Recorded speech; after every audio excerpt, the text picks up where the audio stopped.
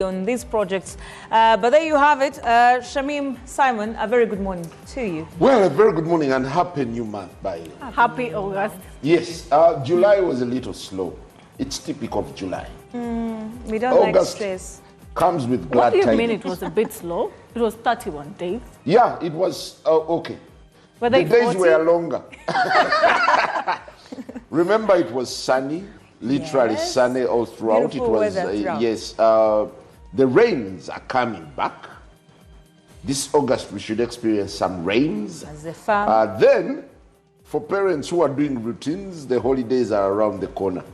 You know, there's something very painful or very funny. As we speak now, there are parents who have already dropped off their kids.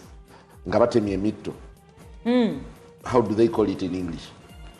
They're dozing off in their cars. They're Because just taking a minute.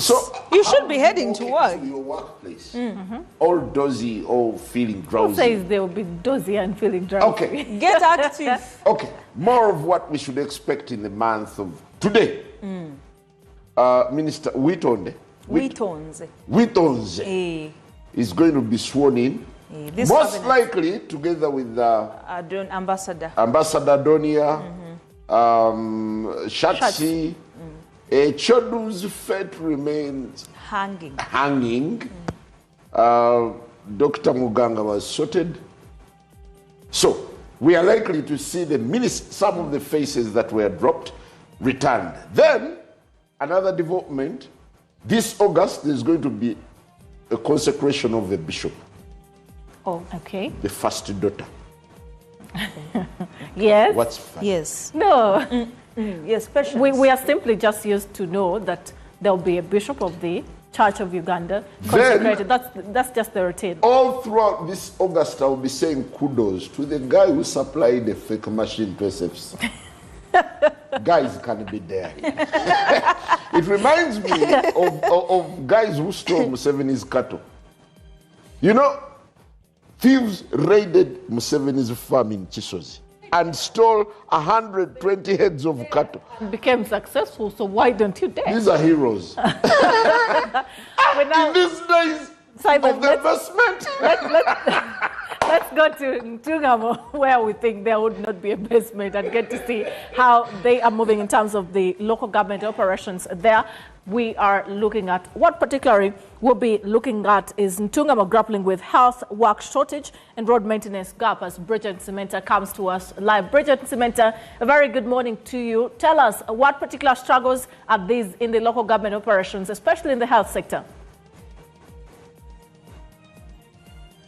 Much thanks, Shamim, and a good morning to all our viewers here at NBS this morning. What I can see the struggles that are within the district, we are looking at staffing gaps, especially within the health, education, and extension service sectors. And these are affecting service delivery. And when we look at the health sector, we are seeing that most of the health facilities, especially Itojo General Hospital, still lacks most of the staff. That is regarding specialized doctors, yes, as well as intern doctors. It also requires intern doctors, but most, especially it wants specialized doctors to handle some of the cases, and those are some of the issues that are affecting it. It is still working under the approved structures for Ministry of Health, as well as other health facilities, especially the health center for facilities within the district. And when we look at the extension services, we see that at least each and every sub-county is supposed to be served by one extension worker. But here in Ntungamo, it is a little bit different because one extension worker serves more than two sub-counties, which is a little bit hectic. And that means it affects his or her service delivery to these farmers at their lowest in the deep villages. And also when you look at schools, they still lack teachers. We also have a new seed school that has just been operationalized, but then when we see the staffing, it has only one teacher. Those are some of the gaps that we have here in those three particular sectors, and we hope that maybe those could be some of the issues that will be addressed when the minister comes. But also the district still asks for more seed schools in other in other sub-counties, for example, Nyamukana. All right. Okay, that is it for now. We shall be bringing you more later on. Thanks, Bridget and Cementa. Very big questions there to answer. VHTs, but also the other extension workers facing challenges, one serving 2 sub-counties. That speaks to the kind of load, the kind of work that they have to struggle with. When we are doing this, those write on walls, never forget. So you never want to forget what? I don't think the country will ever forget Balaam. But I'm also liking their tiff with Namere. I don't know whether along the way these people are not likely to clash. Sometimes it's intentional to have Is it about the massacre episode? Is it about likeliness to clash, or whether one will match with the sort of energy Or that outshine. a certain group wants to move with? I see one of them crying out that the mafias are now fighting me. Yes. I think they will rise to the occasion. There is something, the both of them are really, at the core, you can see one thing unites them. Okay. At the core. You saw the drama in Massacre. I did see it, but one rises above the drama. When you read between the lines, I only want to commend the Honorable Balaam for one thing. It did not matter whether the colleague was the one involved. It had to be in broad day. There's something very famous on the streets called Intandalo. we want to see how far they will go. Definitely, I'm watching with bated breath. Every day I wait to see. So what is going to happen next? Let's see if it goes up to December. We'll be here to tell some of the stories that have crowned the year. But speaking of Balaam, he heads to the western region. Mbara is on our radar this morning because Alex Mgasha shares with us what exactly is happening in Mbara. Alex, a very good morning. Many thanks for joining us. I've seen online people saying, well, Mayor Kachevezi and the team should be bracing, have tractors started racing like Subarus. We want to get to the core of what the situation is in Mbara as they await the arrival of Honorable Balaam and the team. Thank you, Tracy, Shamim, and Simon. Good morning to you, and good morning to you watching us. Happy new month of August. Now, last evening, the Minister for Local Government, Balaam Baragahara, revealed that he has a very special attachment to Mbarara City because he was born here a couple of years ago. And he says that he was born at Mbarara Regional Referral Hospital, which was Mbarara Hospital then, but now it is a regional referral.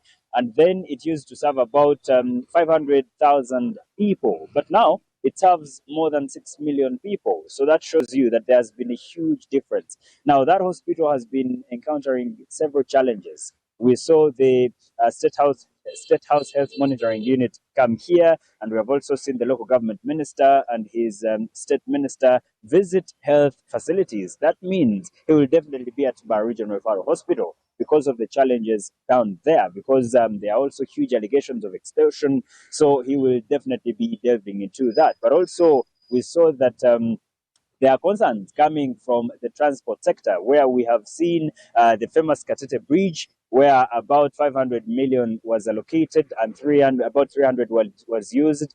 Then we also saw that about 150 million wasn't used. And it is not the first time the Honorable Minister will be at this bridge, for example, because he has ever been there while he was coming from Isenjiro around last year, but one. So we also wait to see how the bus park, there are huge allegations in the bus park. It is in a sorry state, and he says that he will definitely be speaking to the locals here to make sure that they give their own concerns regarding the transport sector, because we have also seen that the city is supposed to be overseeing the park operations and name it, but we still have challenges in the bus park. We also see challenges in the service commission. We also see challenges in the bridges. We also see challenges regarding purchasing of the street lights. So a couple of challenges really that are being raised, and we will see at 4 p.m. tomorrow these concerns be raised by the city dwellers and business operators. We have the central market, among other issues. So we'll be definitely bringing the details of those developments to you, our viewer, in our subsequent broadcast. Let me get back to you, Shamim, Tracy, and Simon at the Political Command Center. Good morning.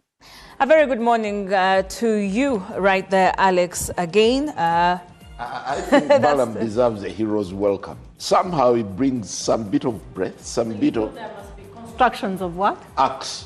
Yeah, Very interesting. A hero's welcome, a grand welcome. I hope you are not in the move of setting him up to self-aggrandization just like that. But it's important we head to Kabale and get to hear from Rukia Nantaba and get to see from her what sort of stories are making it to the top headlines. Is it a question of health services? Is it local government operations? What exactly is shaping the questions from the people of Kabale? A very good morning, Shamim and Simon, and our dear viewer watching us outside there. Now, when we talk of the issues specifically for the Kigezi sub-region and here in Kabale, where I'm coming to you live, we've always had the issue of the street lights here in Kabale, because when you come here in Kabale, especially at night, you will observe that the entire street or the entire town is in the darkness, and this has been on for so long. Now, the leaders say they keep playing here and they are saying that these street lights are for UNRWA, but the UNRWA guide also say that some part of these street lights belong to Kabale municipality. But away from the street lights, we've always seen the Rwanda district chairperson LC5, that is Stephen Kasiaba, calling on the local government to increase the 1 billion road fund, because he says that when you compare Kigezi and the entire region, you'll notice that the terrain of this place is usually affected, especially during in the rain season. So the leaders say that it is high time the local government ministry increases the 1 billion road fund to ensure that they do rehabilitate all the roads here, especially when it is a rainy season. Roads here are usually a challenge. The other issue, when I go back here in Kabale, we have the issue of Kabale Central Market, which has been there. It was there during the former Minister of Local Government, Raphael Magezi, and the issue is still here. So the people of Kigezi are eagerly waiting for the local government minister, that is Baram Bargahara, and the entire team. We shall ensure that we do follow up on this story as it does unfold in our subsequent bulletins. Let me get back to you at the Political Command Center, Shamim. Did questions that ought to be answered, and that can only be answered by the authority. That's why we post those particular questions here for the authority to get to understand that indeed these are questions that deserve answers, not just in Kabale or any other part of the country, but there are other questions that are happening in Bali. How were ministers in those dockets looking? How are they looking at Balam now? Take for instance, how is Katumba Wamala looking at Biamukama? Who used to be his junior? How is Majezi looking at Balam? It's a new approach. It's a new strategy. To each their own. They had 5 years to do it or less. These ones have their own agenda and their own strategy. Let's find out if Mbale is doing any better. Gerard Matembu joins us, and we want to find out. Gerard, a very good morning. We know it's Imbalu season. How is that going? But also, what are the pertinent issues to do with public service delivery that perhaps Ugandans should be made aware of? Gerard. Thank you very much. Imbalu was officially inaugurated on the 1st, that is this Saturday, last Saturday, and as we begin, the festival has been officially opened through the different clans. We will be conducting the ritual in phases up to December. So for tourists and people who want to come and witness this in Mbale and Bugisu, across Bugisu and even Sebei, you are welcome. Now, talking about public service, the Minister Baram Rugahare's fever is still shaking across the Bugisu sub-region, having been here 2 weeks ago. He's exposed the corrupt campaign, left about close to 20 public servants interdicted, and also these include senior officers or heads of department. When you talk about Namisindwa, we have about 5, including the senior agriculture officer, the district engineer and his assistant. We are talking about 5 engineers across the region, when we are also talking about close to 7 heads of departments within the region. Now, we are told in districts like Namisindwa, the State House Anti-Corruption team is still on ground and unearthing some other forms of corruption within there, and this has left some of the officers abandoning their offices. Now, we expect him to be here soon to visit the districts that he did not visit, like Sironko and Bududa. So that is what is going on in the region, and we hope that this will restore some sanity as far as accountability and service delivery is concerned. Over to you at the Political Command Center.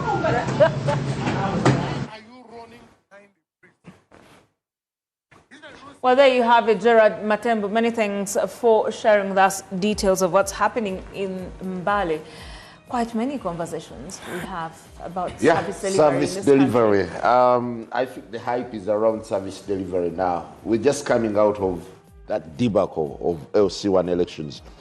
LC1 elections is where it all starts. The whole It's important we look at what Eddie Enuru has in Soroti and get to understand what particular questions are coming in from his area in Soroti, Teso sub-region, what is critical for them, what sort of questions is the population raising, and what are their worries? How is government tackling any of them if there are?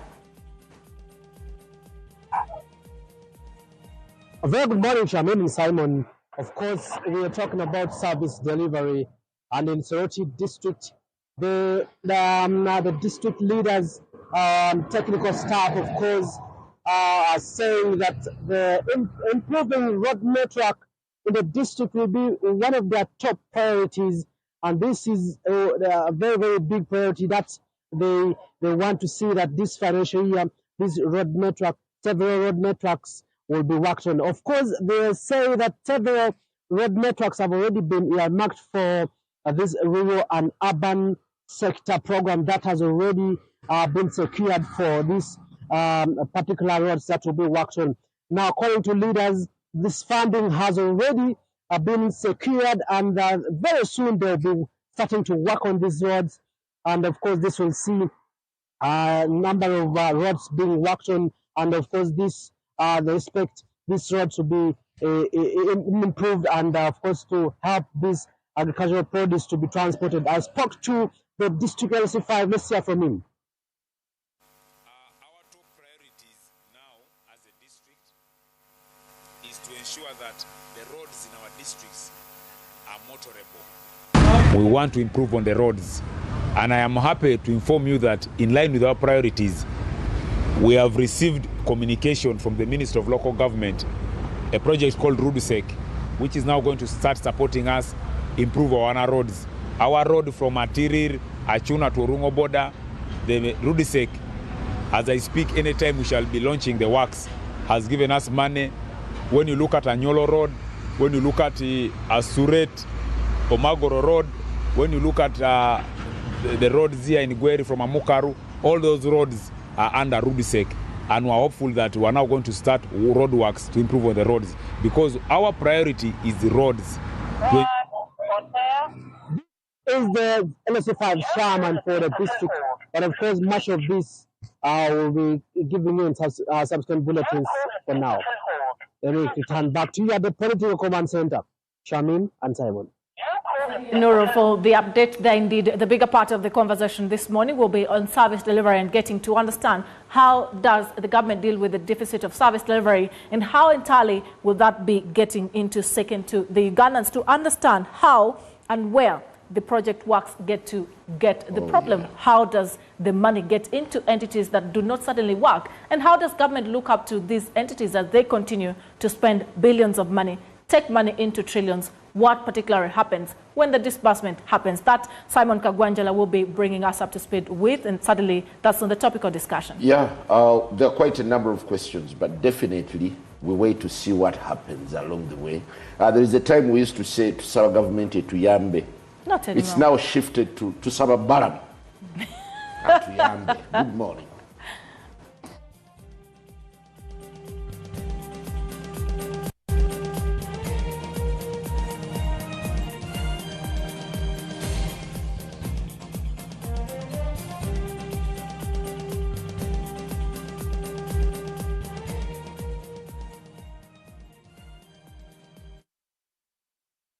The National Mosquito Net Distribution Campaign is back. No one should die of malaria in this era. It is your responsibility to chase malaria from your home. The good news is that the government of Uganda has once again started distribution of mosquito nets under the 5th Universal Coverage Campaign, also known as the Under the Net campaign. Under this exercise, 1 mosquito net will be distributed per 2 people in every household. A village health team member, a community health extension worker, also known as a CHU, and the LC1 chairperson will move house to house to register members of the household in preparation for receiving their mosquito nets. Do not lie back. Ensure that you register all your household members to receive a mosquito net. On the distribution date, move to your distribution point and receive your net. Mosquito nets protect you and your family members from infectious mosquito bites that lead to malaria. Ensure that you receive the net, hang the net, and sleep under the net every night.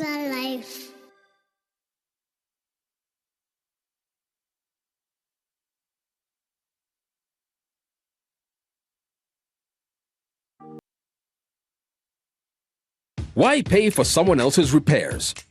Say goodbye to hidden costs and hello to peace of mind of a brand new start. Discover the Suzuki range of unmatched fuel-efficient and reliable options. From the iconic Jimny to the new Across Hybrid, find the perfect blend of style and world-class efficiency. Upgrade today and enjoy 1 year of free fuel and comprehensive insurance, plus 2 years of free service and a 3-year warranty. Trade in your current car or choose financing to start driving as you pay installments. Don't wait. Visit the Suzuki showroom today or call 0800-211-033 to get started. Kumulembe kuna abakozi bachayambala ebintu ebyo bisambala bannannyini makolero si kampuni abakozi mubafunire uniforms eziri ku mulembe okuva mu Jude Color Solutions banyirire bafulume mu material ne design ebiriko ate nga kuliko n'akabonero ka kampuni yo olwo business ogiba abantu mu maaso bagimanye tosubwa campaign eno omulamu akugamba nti stand out mu uniform yo ne Jude Color Solutions bali ku Prime Complex ku Johnson Street shop number C24 esimu noti 7772 anamu5 91 mwenda wamune ku www.judecolor-solutions.com.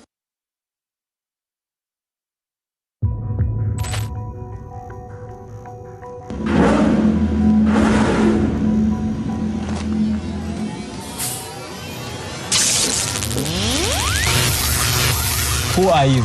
I'm Fake, the boss king. Oyagala gold rush wakuwe oyagala red rush wakuwe ulira boosti ulira funana boosti. Funa Boosty with the extreme energy and refreshing taste of Sting Energy Drink. Available countrywide at only 2,000 shillings. Must be Sting. From the makers of Pepsi. Hey, travelers! Are you a family gearing up for that big vacation, a hustler working abroad coming home, or your squad chasing sunsets and passport stamps? It's time you lock in. Say goodbye to long airport queues, shocking roaming bills, and the stress of hunting for local SIM cards, because now you can travel like a local. Stay connected in over 180 countries. Just scan, tap, and boom! Instant data the moment you reach your destination. Get your Rogue Travel eSIM today at travel.roguetelcom.co.ug. Contact us on 020-500-123.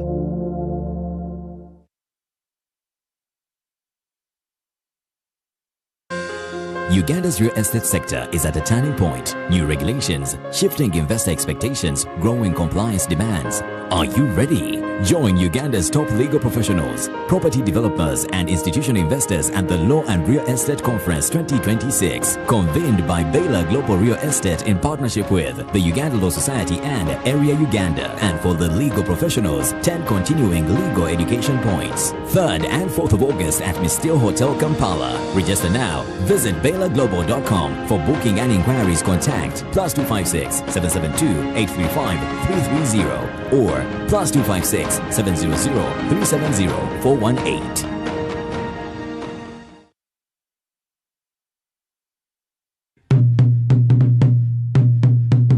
This is not just a run. This is a movement with purpose. Join us on 30th August 2026 at Kololo Ceremonial Grounds for the Cancer Run 2026. Starting at 6 a.m. Also taking place simultaneously in other districts across Uganda for the completion of the one-stop cancer center at Nsambya Hospital.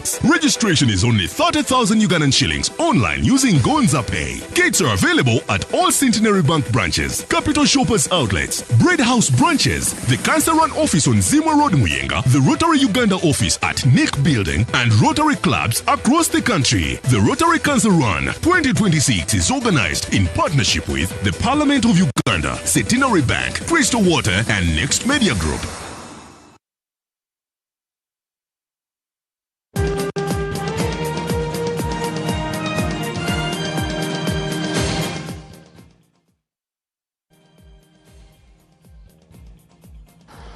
Well, a very good morning and welcome to this edition of the Topical Discussion. I am Simon Kagwajara as we continue shining a spotlight on what has become a talk of the town, service delivery in a new style as ministers now make surprise raids onto government facilities, arrest public servants. Well, there's been uproar from a number of circles. We've heard from the Uganda Medical Association speaking out against the manner in which the Minister for Local Government is hitting the road running, going to hospitals, making spot checks. The Minister of Health himself, Honorable Baryomunsi, the other day went to a hospital. He came out with a report.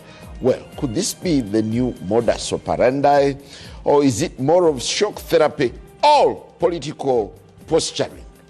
Joining me this morning is Honorable Ojara Mapenduzi, Member of Parliament for Badege, Laibi County, and a former LC5 chairperson, together with Honorable Patrick Okello Onguti, Shadow Minister for Local Government, and Member of Parliament for Aswa County. Good to have you both, gentlemen. Thank you, Simon. Has Balam come here to Gulu? First, I do not know his program, so I don't know when he's going to be in Gulu, but he hasn't come to Gulu City yet. I don't know from Gulu District. I haven't seen or heard of him visiting yet. What's your take? What's your take on it? I think the state minister was proceeding to Pade and made a stopover in Gulu District. Yes. Okay. As someone who is conversant with the way local government runs, what's your take on the manner in which he is doing business? First, we need to look at the symbolism. What the Honorable Balam and Honorable Namere are doing symbolizes a new approach to the fight against corruption in this country. But also, it's a sign of a failure on our systems. Because before a minister goes to take the kind of step Honorable Balam is taking, we should first look at the government structural system. Uganda has I would say, the most robust decentralized system, to the extent that you have over 1 million leaders in this country. I'm saying over 1 million leaders because when you look at the LC1 system, there are 71,717 villages. When you calculate these villages, that means there are 71,717 chairpersons times the executive members, and they're about 10. So that alone is over 700,000 leaders. Then you come to the LC2 structure. There are about 10,500 and something to 700 and something. Now, again, the chairpersons are about 10,000 plus the executive. Then you come to the sub-counties, over 2,000 sub-counties. There are about 580 plus town councils. There are about 31 municipalities. There are 25 divisions, city divisions, 10 cities, 1 capital city, and 135 districts. All these have got political leaders. Look at the higher local government, the district. There is the district chairman who is supposed to be the political head of the district, who oversees the general administration of the district with the executive and the councillors and the sub-counties and all that. So we have this long chain of leaders who are charged with the responsibility of making sure that services that are delivered. RDCs. Yes, RDCs, RCCs. And then you have the accounting officers, the cows. And the law is very clear. When money gets lost, you as an accounting officer is held liable and you make good the loss. So before we even talk about a minister going to the field, now that is at district level. Let us come to the ministry. They are inspectors. At the level of commissioners, at the level of principal officers, they are there. What have they been doing? What are, right? Do we call it a rude awakening? I think, first, we need to commend Honorable Balam and the deputy for taking that approach. Because some people think it's a very rudimentary approach and it's all that. But there is a big gain out of that approach. Okay? Honorable Balam may not solve the problem, but his contribution is making sure, in making sure that things are pointed out. And the other beauty of his approach is that now he's not moving alone. He moves as a minister with his entire team, but there is the IGG, there is a State House Anti-Corruption. There are different agencies moving with him as a team. Okay. Are they going for the big fish or the small fish? It doesn't matter whether it's big or small. It's a fish, if that is how you want to put it. So if your intention is to catch the fish, irrespective of the size, then you are making a point. But for me, I think it is an indictment, and we need to accept that what the Honorable Balam is doing is new to many people. That is why you hear a lot of this. But I also think the professional bodies have a duty to call to order their colleagues. Before you begin to blame Honorable Balam, what have you done in calling your colleagues who are abusing their offices to order, abusing their profession? Thank you. Honorable Kelo, at first, it was the opposition with the Tubalabise strategy. Has government now grabbed it from you and they're stealing the limelight? Yes, Simon and my colleague, the Honorable Mapenduzi, and our viewers, I wouldn't want to put it that way. Because as opposition, where Mapenduzi had been for a long time, your work is to identify gaps in what the sitting government is doing that is not working well, and provide or propose alternative. If it is a policy, then it is a policy. If it is maybe a reform within the existing legal frameworks, that is what you propose.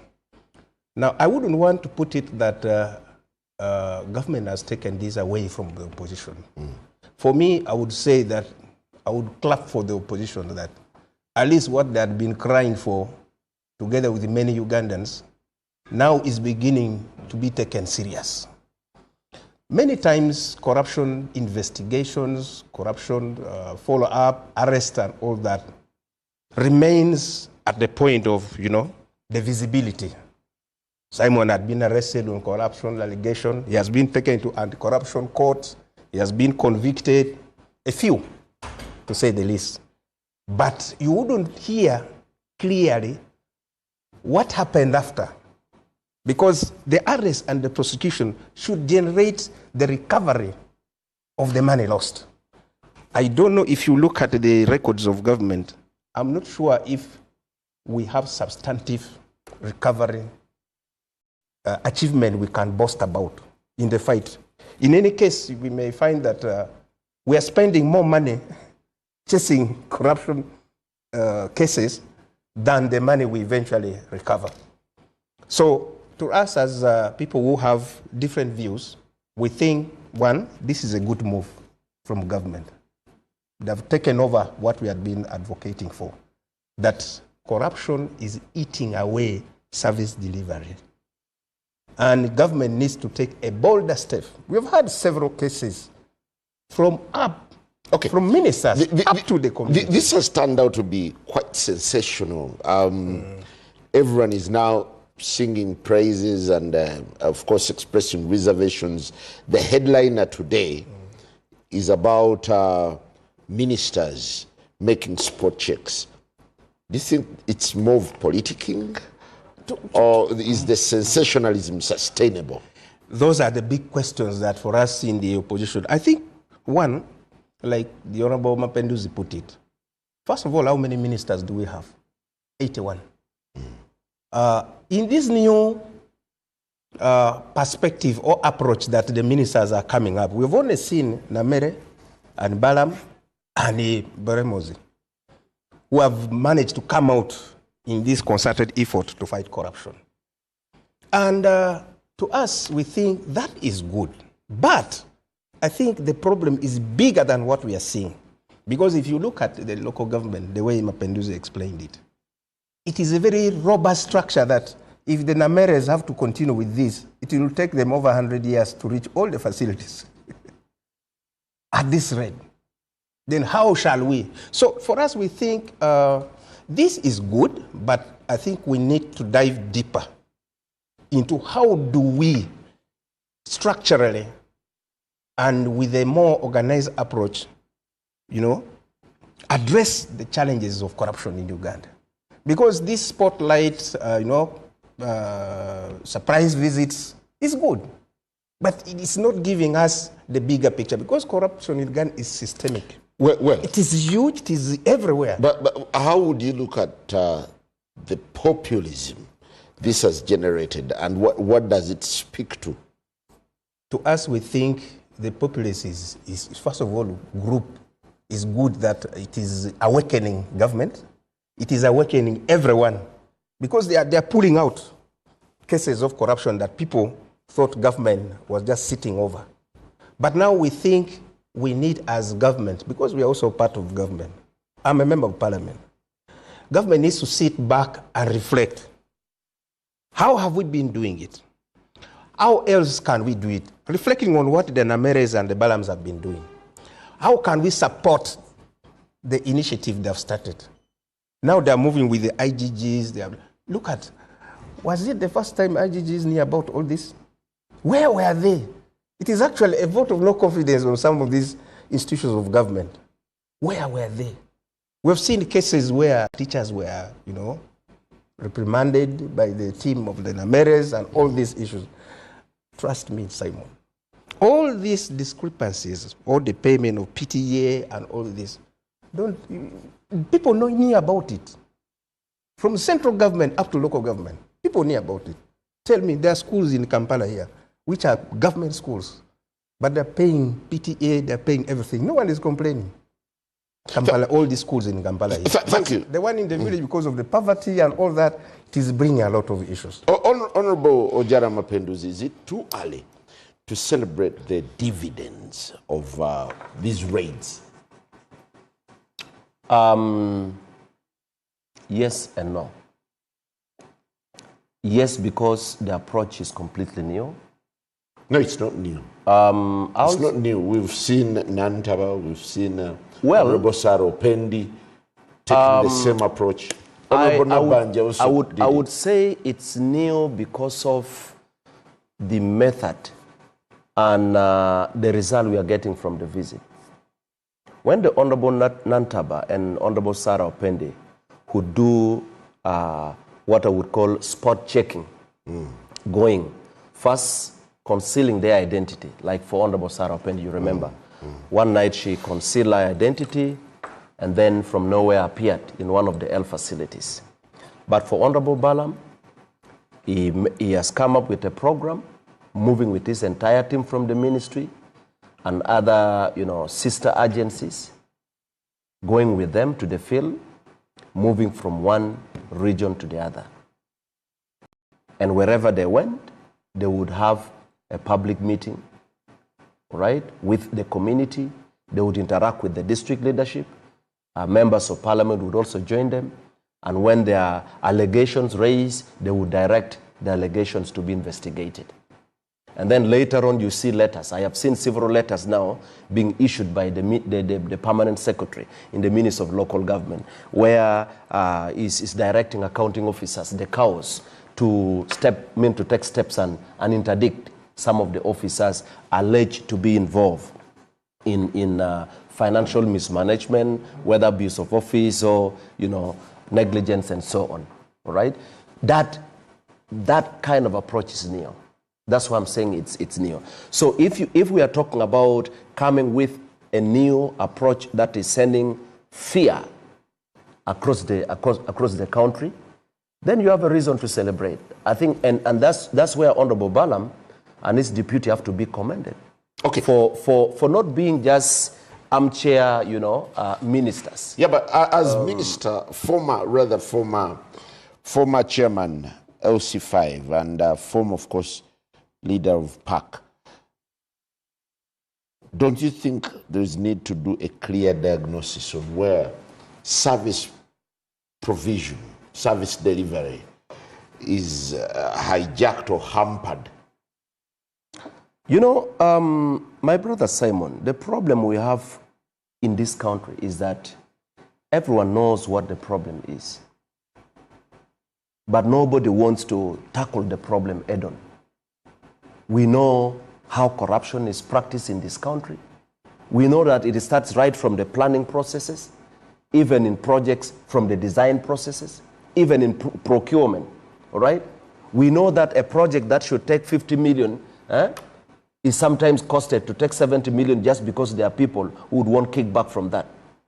We know that there are contractors who get projects and they're supposed to give 10% kickback to maybe a minister or a chairman or a cow, give another 10% to the engineer, give this. By the time he or she is done with the people who are supposed to receive kickback, the project is the money left is almost 50%. And they do so the work. And then the people who should supervise them cannot, because they have already picked money from this. These are things that we know. Okay? So when you read all government reports, read IGG reports, read even recommendations from Parliament, my disappointment is that even when Parliament recommends, I was chairman of Public Accounts Committee. I moved with I traversed the entire Uganda with my committee. And by the way, my approach was different.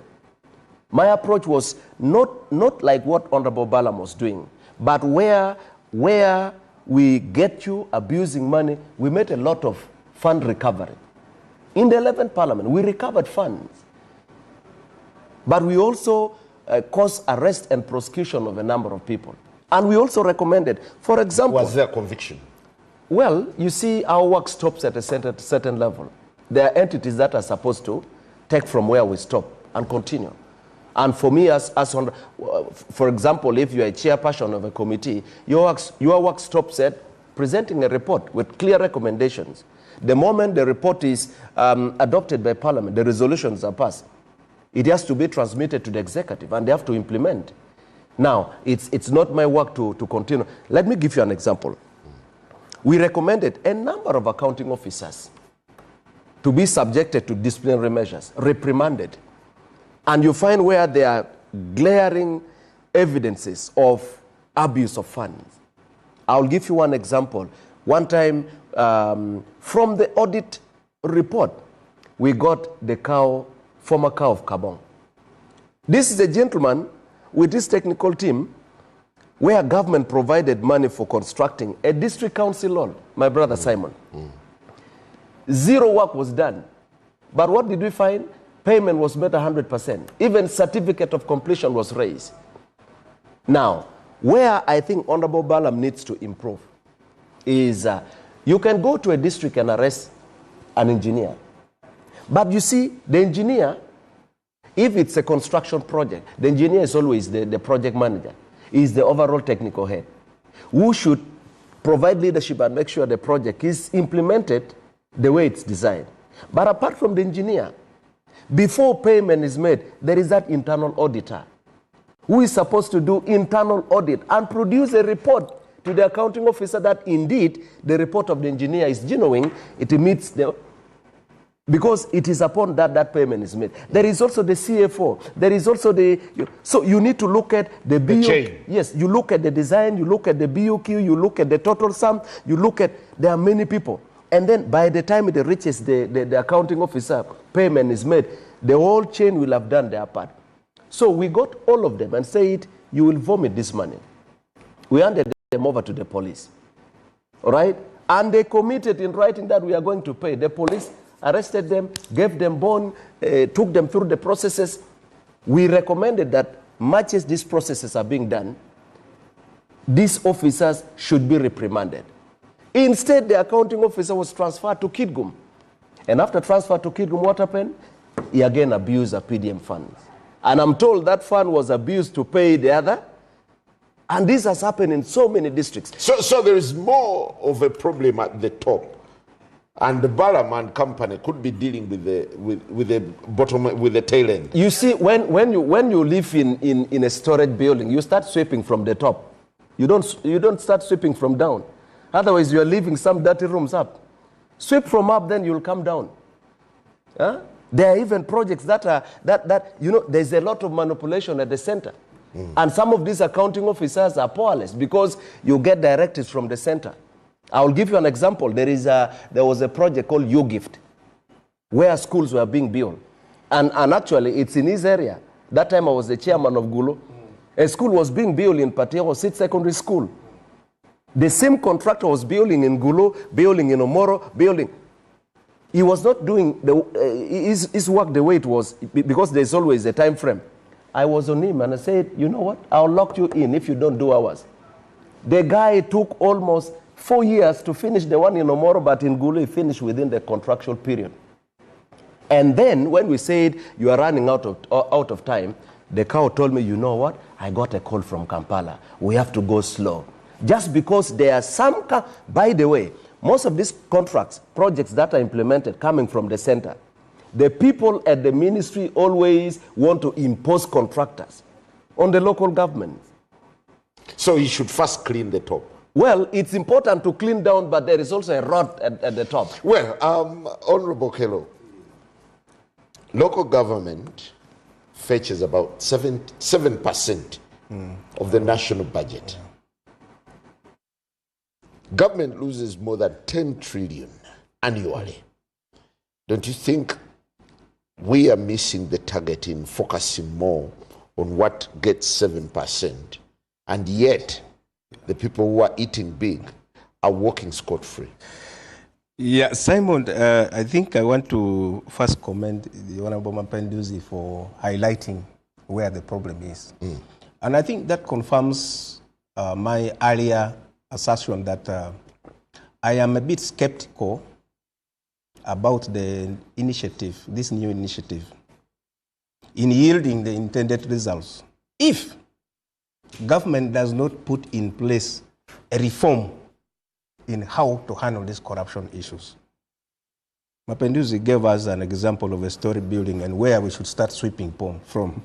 I think that's self-explanatory. Government in this current financial year, I think our national budget is standing at about 84 trillion. And the local government, thereabouts. And local government is getting about, like you said, 70%. That is about 7%, which is about 9 trillion, around there, about there. Now, this fight, if you deduct the 9 trillion from the 84 trillion, you remain with about 70-something trillion. Now, the corruption cases reported indicates that annually we lose, like in the last financial year, we lost about 10 trillion. Now, this money is not only lost within the local government. In fact, to me, I think the majority is lost upstairs in the storage building up, not in the basement where local government is. Now, the question is, should we focus our fight where the little thieves are and leave the fight at the higher level? And what shall we get at the end of all these engagements that our young men, the Balaam and the Namere, are trying to put across? So that's why I'm saying that I think and I believe in my view that this initiative of Balaam and Namere is good, but the corruption we have in Uganda is bigger than what they're trying to fight. Why because it is systemic, that it requires, you see, when you are punishing a chicken thief, and the one who stole the cow is also known and is seated there, nothing is happening to. Trust me, this chicken thief will come back. Like he has put, how many cows were chased all this while? And all these transfers that the Nameres and the Balaam have recommended for the transfer, I understand there are about 4 cows that have already been interdicted. But trust me, we are going to have new cows put on ground, recruited, but go back there after about 2 or 3 years, you're going to find corruption cases. So we are trying to treat cancer by taking aloe vera, these energizers, juice, to keep the patient going, instead of removing the tumor. And as long as we don't remove the tumor, as the patient continue taking aloe vera to give the energy, as a leader, why wouldn't you be concerned about the quasi-powers that these ministers are exhibiting, ordering the arrests? For me, that arrest also has issues. Because one, like Mapenduzi put it, all this thing is systemic if you follow it up. You cannot go and arrest a district engineer. He's not alone in all this. In this whole procurement process, after implementation, payment, and getting certificate of whatever, if you arrest only him, you've left the bigger chunk of the thieves still down there. They'll pick it up, you bring another engineer, he loops in, the fun continues, like we say. So it's more complex. It is more complex. That this approach they have started is good, but it's like I indicated it. It's just a drop. How many health facilities do we have? How many education institutions like primary schools, which have the same problem? When are they visiting? If they don't visit, what is going to happen in those schools? Are the teachers there going to change? By hearing that the neighbor had been apprehended? In Uganda, many people have been arrested on corruption. Did it stop corruption? There is a bit of ad hocness that has been exhibited in these operations. But government is now saying, Chisanja, hakuna sleep. Do you think this is the modus operandi? And where is it likely to lead, to head? You see, sometimes we say when you go to a church, even if the choir sing a very nice song, people will applaud that. This is the best choir we have. But if you look at the faith, when they get out of the church, what are they going to do? Are they going to continue praising God and acting like the way Christians should believe? No. So these slogans are good. They're very encouraging. I like it. Kisanja, no sleep. But trust me, people are sleeping. And they are going to sleep over these corruption cases. Unless we understand where is the seed of corruption, especially at the top. You know, like, if in my family I drink, and then I go home and tell my children, I don't want alcohol in my family. My wife, we are drinking, my uncles are coming and we drink when the children are watching. Like we say naturally that if you go stealing with a child on your back from the neighbor's garden, that child will know that stealing is okay. So I think we need, much as this thing of the surprise visit is one, we have seen it all. If we don't address the core problem, in Uganda these days, if you arrest somebody, remember when Namere, I think, apprehended one of the chairman in Masaka, I think, about the PDM money. There were calls coming. Release him. Release him. Simon, if you are arrested on traffic offenses, there are calls that you start calling that, can you help me? These guys have grabbed me. And that call you, because you know a traffic officer, then they call. I'm just using this as an example. The traffic calls the other one, the junior officer on down, release that man.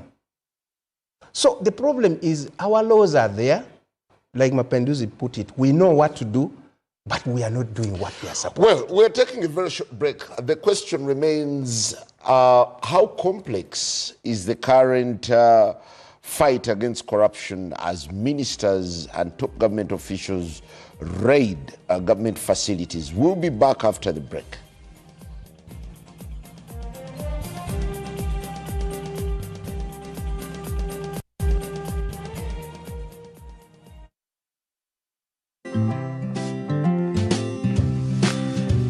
Did you know? Brought to you by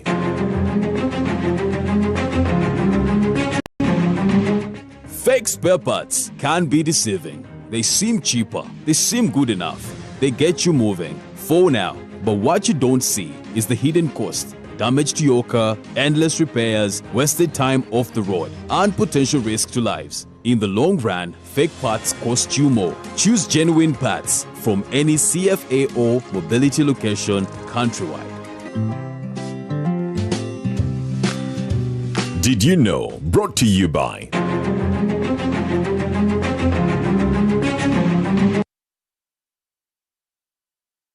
Are you planning an event? Think of X Events. For the best photography and videography of all kinds, we believe that every moment is worth capturing. Whether Kwanjula, weddings, Kuhinjira, bringing out the culture and glamour. And of course, a professional team that has mastered the art of the game and progear with elegance. X Events is located along Rubaga Road on Access Building opposite Hotel Sojavalo. X Events, capturing your precious moments.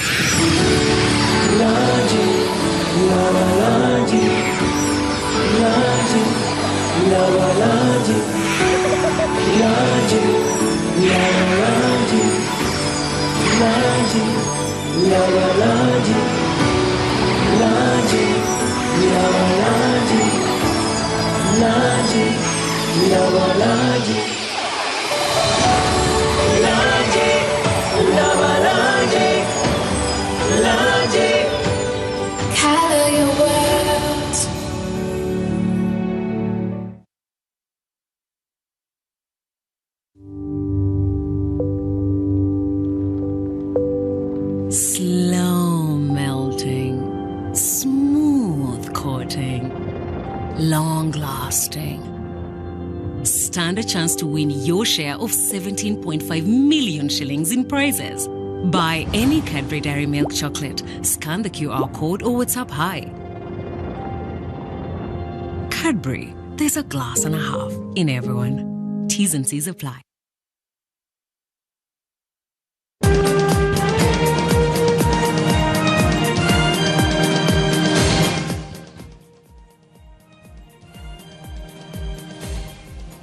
Welcome back. It's the topical discussion as we go between the lines on the ongoing operation. Is it an onslaught that will be sustainable in the fight against corruption, and will it in any way solve the service delivery deficit that's been one of the typical hallmarks of local governments across the country? Well, there is a very interesting twist in all this. The local leadership, the members of parliament, and definitely some of the big government officials have shunned these operations. How telling is this? Well, I think it's not a good idea to just to sit and make a statement. I think it's important that all of us, the leaders, analyze this from a very objective point of view and offer support. The support can come in two ways. Number one, to approach Honorable Balam and say, look, you are doing a commendable job, but I see A, B, C, D, that could be done better.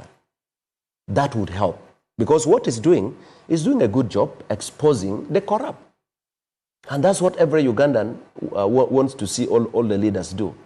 So for me, I think instead of condemning him, he should be, number one, encourage, but also advise to improve in the areas where we think. Or tamed.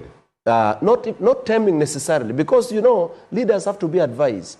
For example, I'll tell you that if you went to a district and people begin to accuse everyone, sometimes there are also personal fight in it. Sometimes there are blackmail. Sometimes, so there are a lot involved. And then when you hear and then you say, okay, you investigate this, then everyone is going to be investigated. And then you end up getting into personal fights. And then there are also areas where leaders can easily influence you if you're a minister. So I'll now approach you and say, you know what? There is a problem in Gulu district. This and this and this is happening. You do not know where it's coming from. Maybe I could have had my own issues during campaign. Maybe we have our... So there is need to do proper due diligence. And so when you hear this and do that, and there are areas where Honorable Balaam and the team have gone on the ground. For example, if money is given for you to build a drainable latrine, and you go and put a wall without digging even the pit, honestly speaking, should you be left there? The police should pick you and subject you to thorough investigation and have you prosecuted. So there are areas where... Why wouldn't you at the same time? Because every project has a monitoring and supervision person. You see, picking the one responsible should be the starting point.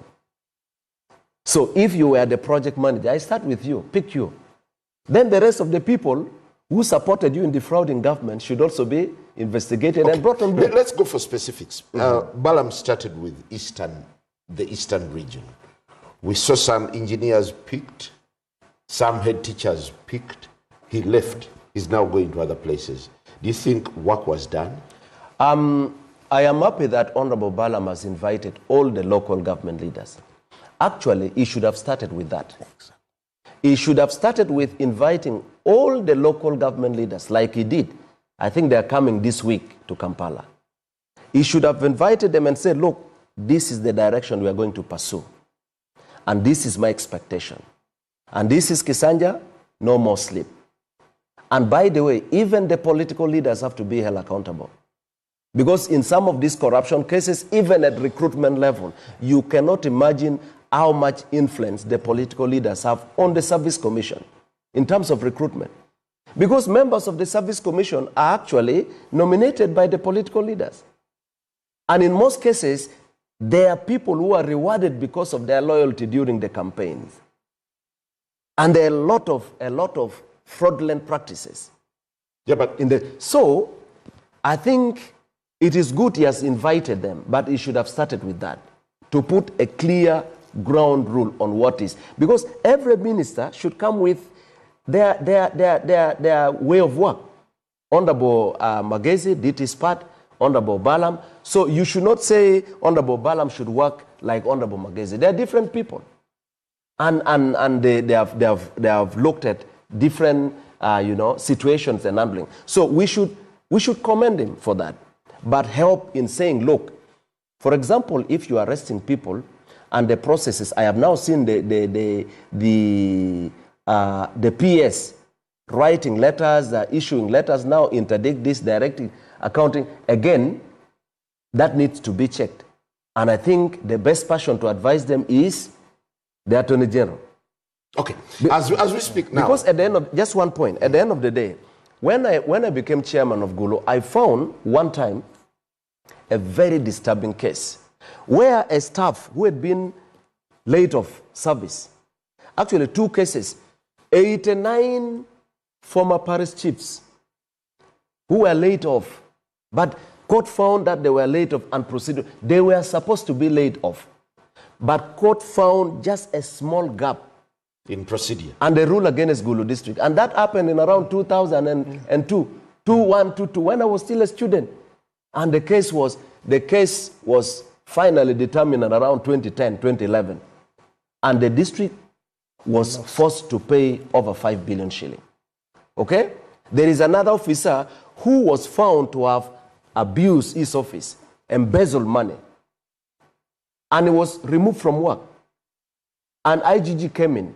He went to court, and court said there was a technical error in the processes. Court ignored the other details of clear evidence. And they ruled in his favor that, you know, the procedures were jumped and all that.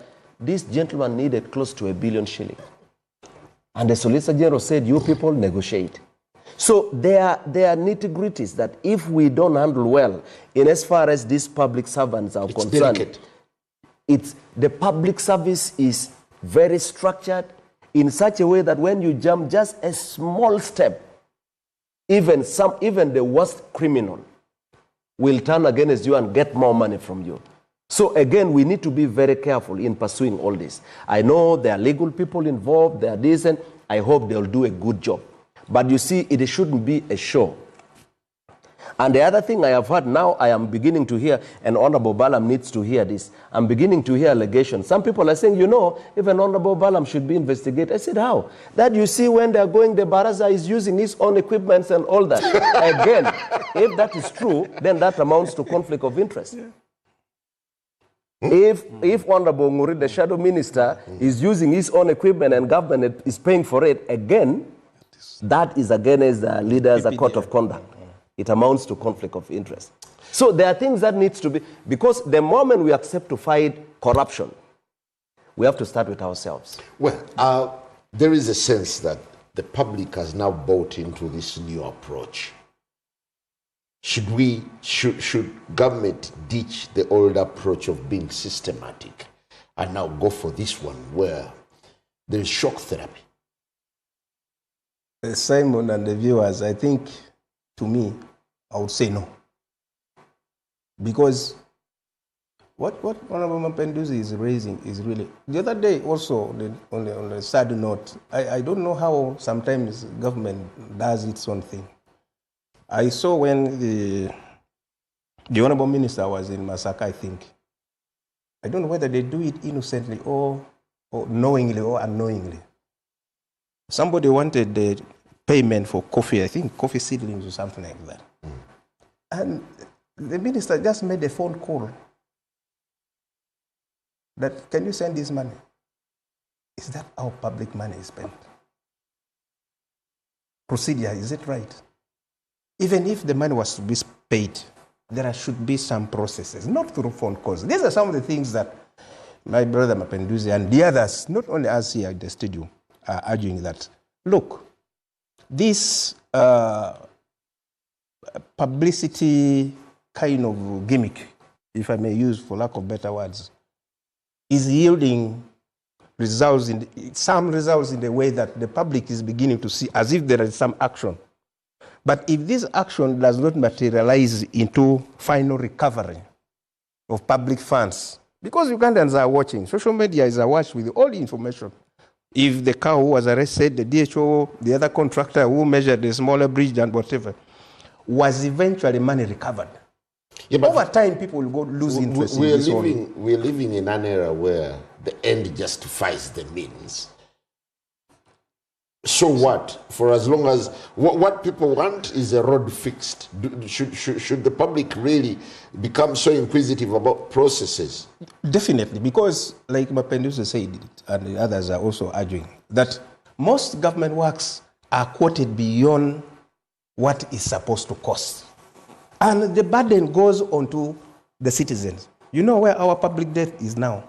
Government is borrowing money here and there, and the ultimate taxpayer would be the one to pay that money. And that is what is hurting people. If you look at our taxes, people are suffering. The fuel, the transport rates have gone up. Now, what are we doing? Government needs to raise money. I think our debt and the GDP ratio is almost at 52%, which is very dangerous. It's supposed to be lower. And if we continue like this, I don't know who is going to save us. All the revenue we are going to collect will go into paying debts. It's like in your family. If I overborrow, then all the maize I sell, I have to pay my debtor, the person, to recover their money. So for me, this definitely affects service delivery. Okay. Do you see government in a dilemma Totally. They want to appear to be doing something. Exactly. Yet in actual sense, the current system has been failing them. So could this be a panacea to the long-standing problem? You see, there was a guy who asked a question that how far is it from here to go to Luero? Then the other person answered and said, it is the same distance like from coming from Luero to Kampala. You see? I mean, we are trying to fight corruption, but again, we are holding back the fight. That is where the problem is. Because to fight corruption, I think we need a systemic, a structural approach. Like the way the Nameres and the Balams have started trying to put in place the IG to move around and all this. But I think the way they are doing it is good, but it's so minimal that the overall objective of stamping out corruption, at least reducing it to that minimum level, we are not going to realize it, unfortunately. And the burden of this will come in the sense that there will be poor service delivery. You know, these thieves are not only one. It's not only that health officer. Everybody is involved from the gatekeeper up to the last person. So they are watching, seeing how you are going to punish the other one. If they see there is no action taken, they will go back and continue with their business. They have to survive. So there are systemic problems. For example, already under the decentralization system that we have, there's a big friction between the central government and the local government in how to operate, in procurement, in recruitment, in everything. So I think as parliament, as government, we need to sit down and review these structural hiccups in the decentralization approach. If there's need for a reform, let's see what can we change. For example, you find that government, for example, releases money in the first quarter, but the money comes probably around September or August. Now, activities have to go on. For example, in the education sectors, schools have to open and continue to meet those other costs. Now, for a long time, the education sector have developed some modalities of how they get money. PTA, payment for the students, to bridge the gap when government money is released. For example, if government doesn't distribute chalks, things like chalks. During our time, I think around the 80s, government used to take books, government used to distribute chalks and some of these scholastic materials. But these days, it is minimal, if any. So you find that teachers are there are no chalks. If you have to wait for the government release to come in August, September, without chalks, the academic period is ending, students will not get the learning. Do you get a sense that the choreography of how the Balams are operating is deliberate in trying to appear vague, ambiguous, or these are two people who are doing it at their own volition? Normally, when a slogan comes out, everyone tries to pick and poster themselves as the champions of that slogan. The other one is said called what? Hakuna Mchezo? The other one was Hakuna Mchezo, this one is Hakuna Sleep. Hakuna Sleep. Now, everyone who wants to get something, either you get some resources to conduct your operations, or you get some, credentials out of what you're doing. You try to pick a piece. If I approach it this way, how will I look in the eyes of my appointing authority and in the eyes of the people? So once they poster like that, they come up with their strategy and they start doing it. But my worry is, like the Honorable Mpenduzi shared some experiences, if they don't change certain things, most of the local governments are going to get sued. Because you're seeing how teachers are being embarrassed in front of the students and the pupils. I don't know whether those teachers will go back in that school and start teaching. If you immediately grab cow and goes away, the pending checks. Who is going to clear people's salaries? Now, these are some of the questions that are coming. So we need a more strategically and well-aligned and analyzed system that they can go down with as ministers to provide that, supervision and spot-on checks. Spot-on checks is good. Thank you. The process and the method. As we get out of here, Honorable Mpenduzi, is Chisanja no more sleep? Is it taking off on a good start or on a rather vague start? Again, as I said, one, we need to commend Honorable Balam for using a completely different approach. He has proven that he's a field guy. He doesn't believe in sitting in office, swinging in his chair and making phone calls. He has rolled the sleeves, gloves off. He's in the field. We need to encourage him. We also need to offer very objective advice to him and say, look, we think you are doing a commendable job, but probably here needs to be done better. And that does no harm.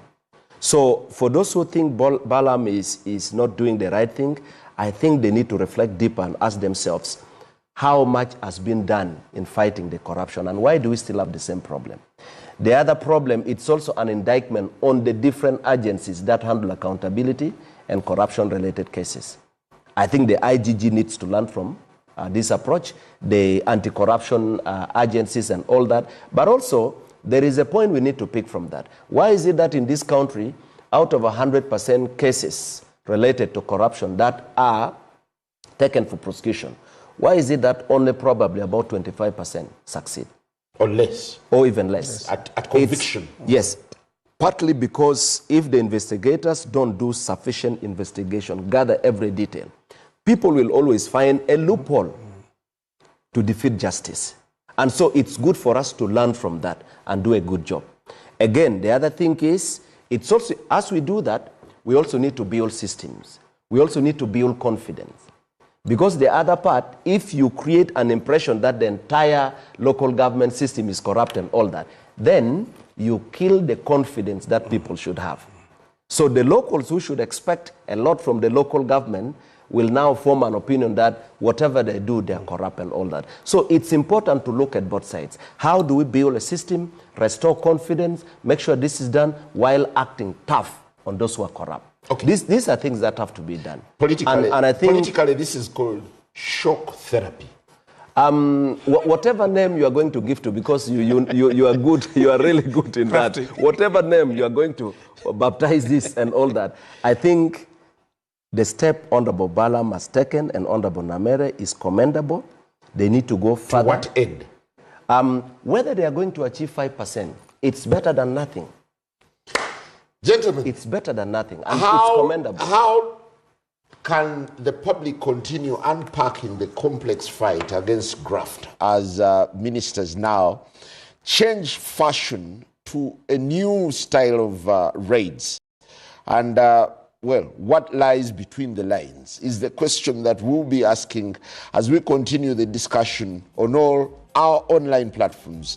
Thank you, Honorable Patrick, and thank you very much, Honorable Jarama Penduzi. That's it from me. Have a lovely day and cheers.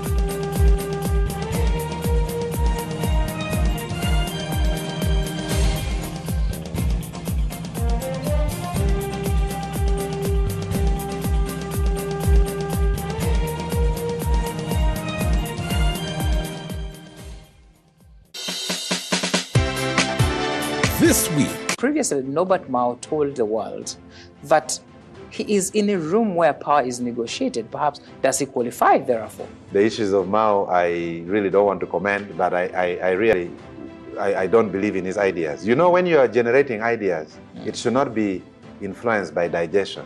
It should be influenced by clear thoughts. So if a young man asked you whether they should join the opposition, a young politician, what would you tell them? No, I would not advise. It is a very risky business. You rather just be the way some of us are. To join an opposition political party, it is even less risky to go and pick phones in Katwe or Kisenyi, to do pickpocketing.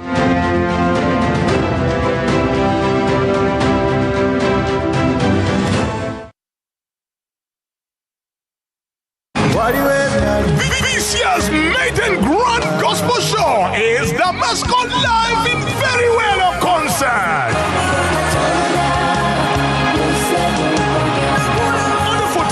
August 2026. It's going to be Damasco Live, boning us with this great gospel music at Dendere Cultural Center. Entrance is 20K and 50K VIP. A table goes for 2 million. Get your ticket today from carrytickets.com. For more information, call 0702-832-568. Sponsored by NBS Music, Sanyuka Afromobile, Jeff Godwin, Newman Foods, QC Restaurant, Pal Automotives, Crown Japan Katwe, and Stream Road Safaris.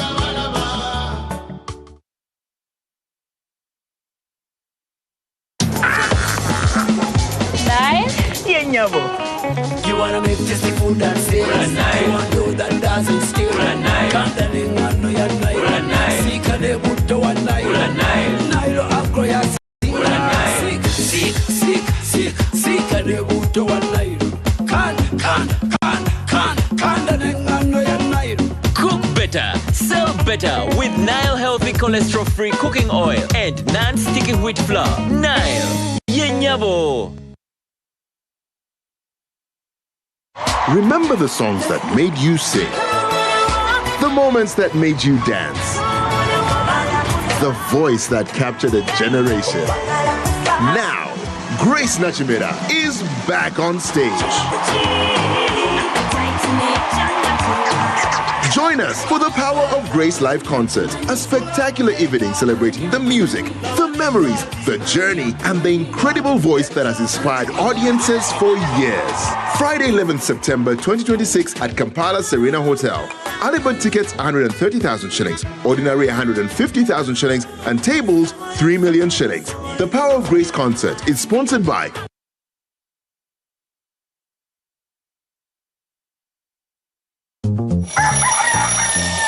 MTN voice bundle. Load. Hey. Hello, Mama. Hey, it is me, your son, Opio. Hey, now, Mama, listen to me. MTN has the offer.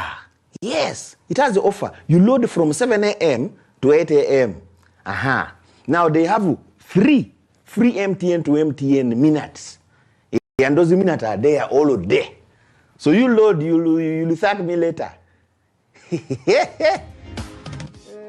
Load an MTN voice bundle between 7 a.m. and 8 a.m. and get 3 free MTN to MTN minutes valid all day. Dial *100 *21 hash and get your free minutes bully daily. Free your fire with free minutes from MTN. Together, our connection is unstoppable. MTN.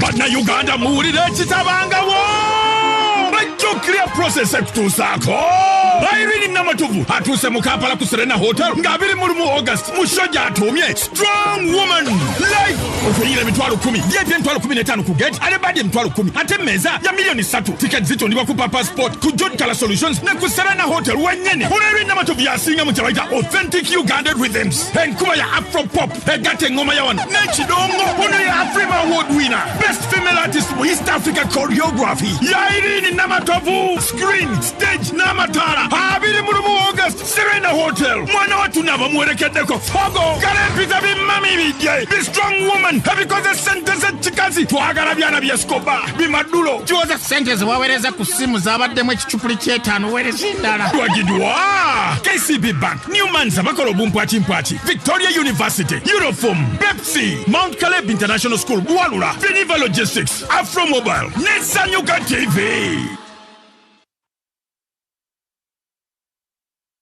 Why pay for someone else's repairs? Say goodbye to hidden costs and hello to peace of mind of a brand new start. Discover the Suzuki range of unmatched, fuel-efficient and reliable options. From the iconic Jimny to the new Across Hybrid. Find the perfect blend of style and world-class efficiency. Upgrade today and enjoy 1 year of free fuel and comprehensive insurance, plus 2 years of free service and a 3-year warranty. Trade in your current car or choose financing to start driving as you pay installments.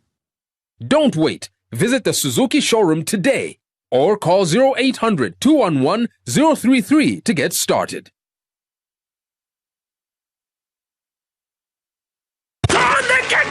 Offensive ya King Saha! Sensonga, King Saha, who's a King Saha, Katana Mrs. Kololo, Mutonga Kololo Festival, Kakumina Anga Sinkum Bilavi Mukaga, you name it Kololo Airstrip, Hooking him to a minute, baby Tualetano, and Mezam Kadam Sanju, one winner, Yobutano, King Saha,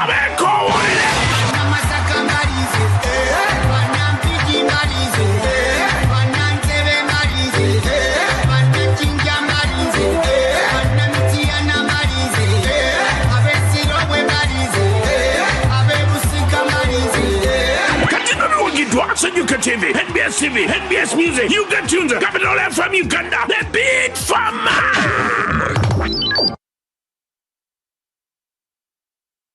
The Miss Uganda 2026 journey to the crown is calling. Are you confident, intelligent, ambitious, and ready to represent the Pearl of Africa? Register now. Log on to MissUganda.org. Celebrating 15 years of true Ugandan beauty. Follow the search on Star Times Makula Chika starting 31st of July every Friday to Sunday at 8 p.m. Sponsored by partner sponsors V&A Sherry, Vaseline, U-Home, 7 Days International, Evervest Malt, and the lead sponsor, Opain Uganda. Alcohol is not for sale to persons under the age of 18. Please drink responsibly.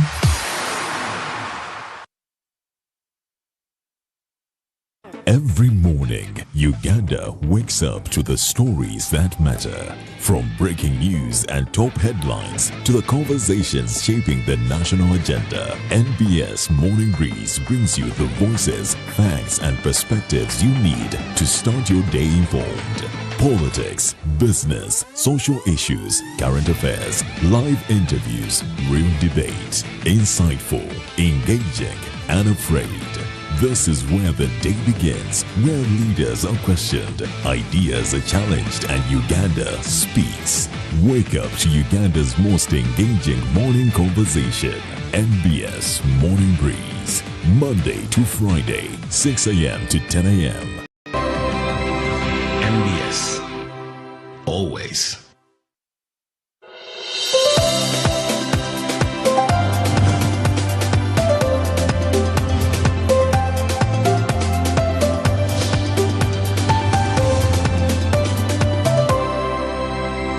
NBS. Always.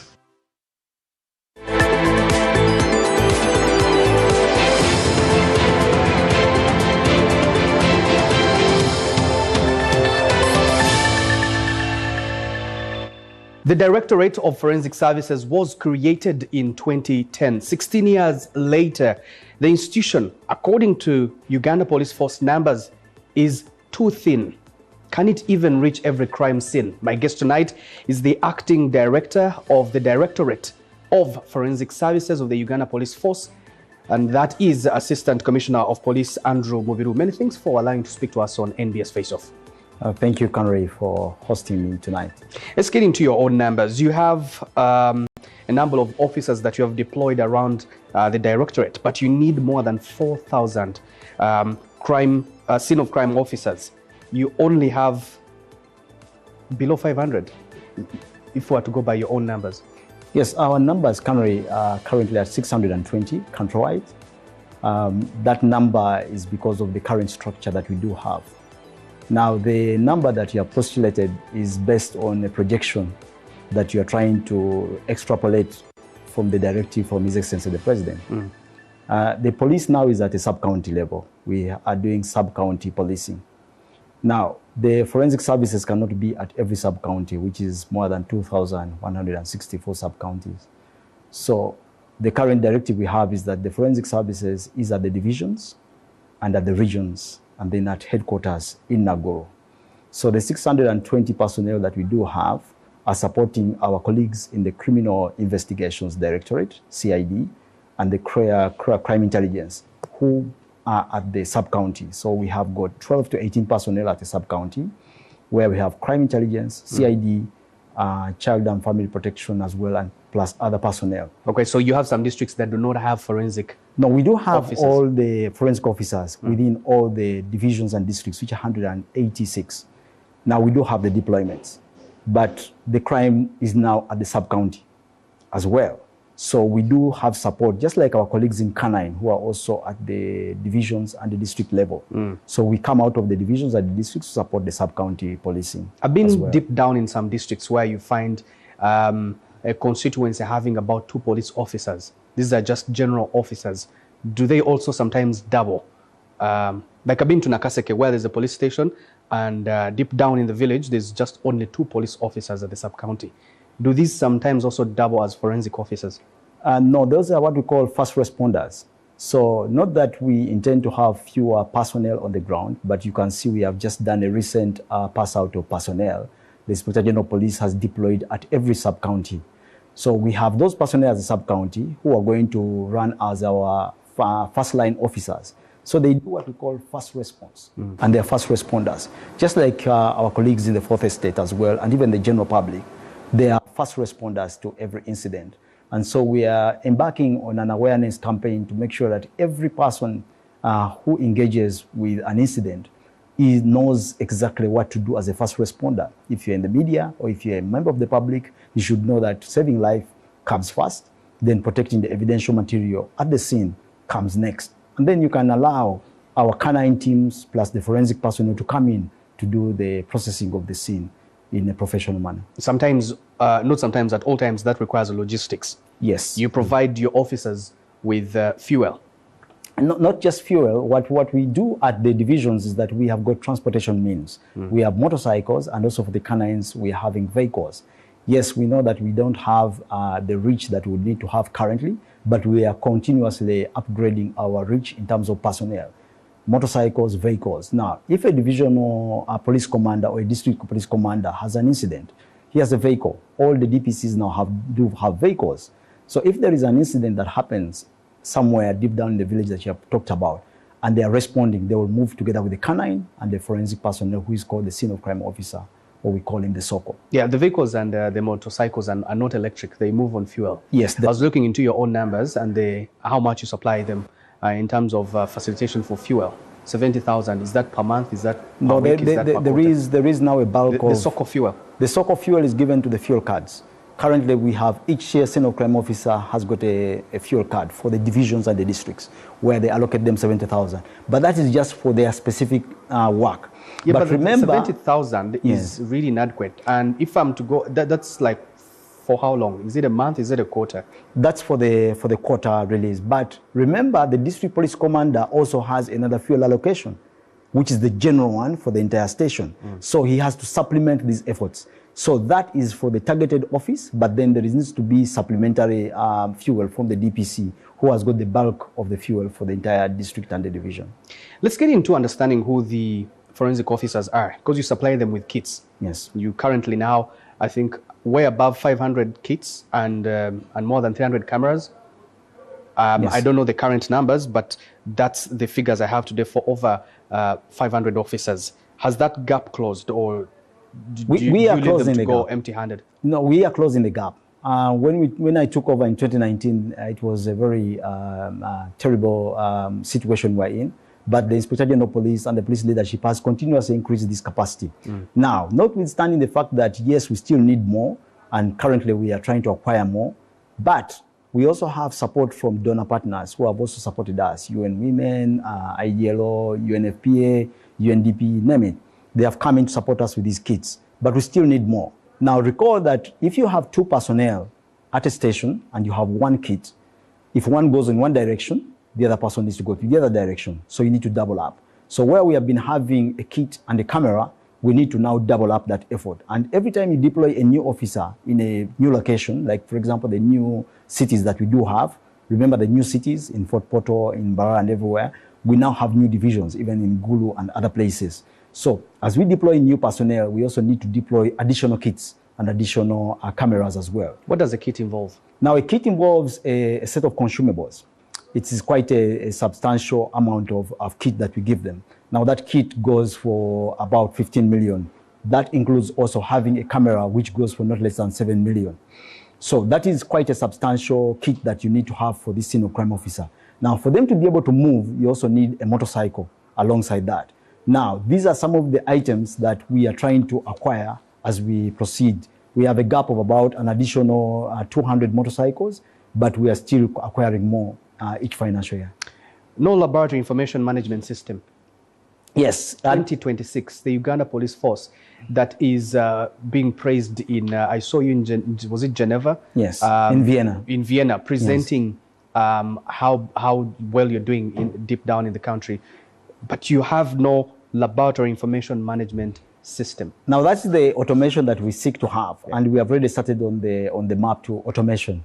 So part of the work that we're doing currently is to automate our crime scene management, because where the evidential material comes from. So that work is already underway, and we shall soon report on that. Now, for the laboratory information management system, that is part of our work plan for the current financial year, for the 2026-2027. And once we do have the resources, we shall soon be able to have that fully deployed. But already we are underway with our documentation for our quality management systems, which is complete. We have our quality management systems running properly. We are just now waiting for the automation, which we need to acquire this financial year, and then everything is still on paper. Yes. How do you protect the chain of custody? Yes, the chain of custody is protected through the documentary processes that we do have. Now, we do have a detailed documentary process right from the scene up to the laboratories, where we can submit both in Naguru or to our colleagues in the government analytical laboratory in Wandegear. Either way, we still need the document management system that we are currently now rolling out. We have a crime scene management tool currently that is being rolled out, and very soon we shall be able to showcase some of these capabilities to the public. When you see our colleagues having some bit of automation, do not be surprised. Or if you go to some of the stations in Kampala here, where we have, if those who have been our customers in the police, you will see that your biometrics are taken electronically. That is part of the automation process.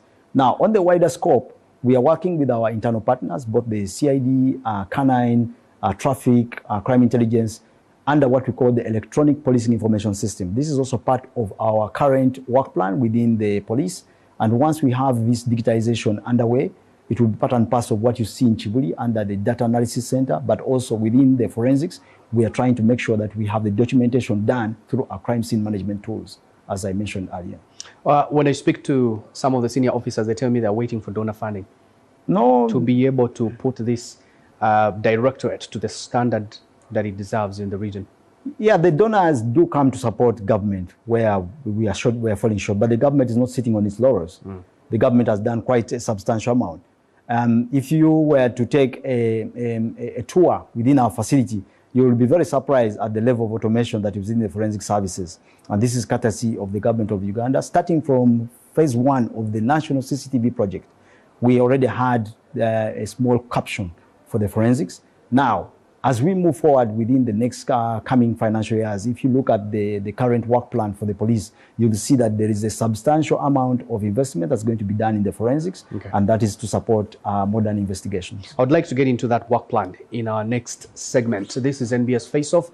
We'll return in a bit, and when we return, we'll be talking about the backlog.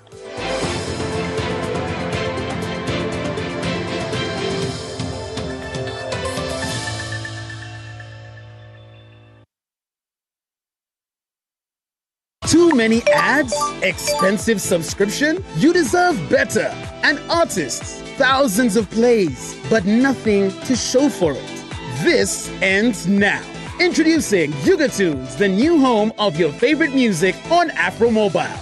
Listeners, stream your favorite songs ad-free at no cost. Artists, earn from every stream. Withdraw your royalties anytime from as low as 20,000 Uganda shillings. This is music that pays off. This is music that belongs to you. Yugatunes, your sound, your stage, your reward.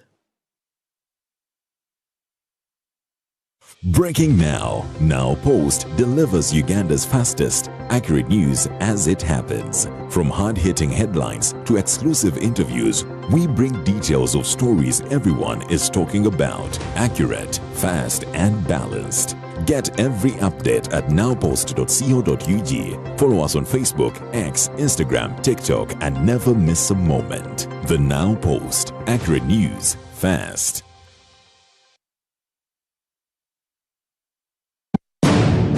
On Saturday, August 15, 2026, Radio Wala invites you to celebrate India's Independence Day with a monumental broadcast you cannot afford to miss. The Saturday Wala show proudly welcomes a truly distinguished guest, His Excellency Upender Singh Rawat, the High Commissioner of India to Uganda. Join the phenomenal hosting crew, RJ Raj, RJ Amitesh, Mr. Paresh Mehta and RJ Tarun for an exclusive deep dive conversation on India's incredible journey of independence and the flourishing diplomatic, cultural and economic ties between India and Uganda. Tune in live on Saturday, August 15th, 2026 starting 10 a.m. on Radio Wala and watch it on NBS Live exclusively on Afro Mobile app to be a part of this conversation. Don't just hear about history, be a part of it.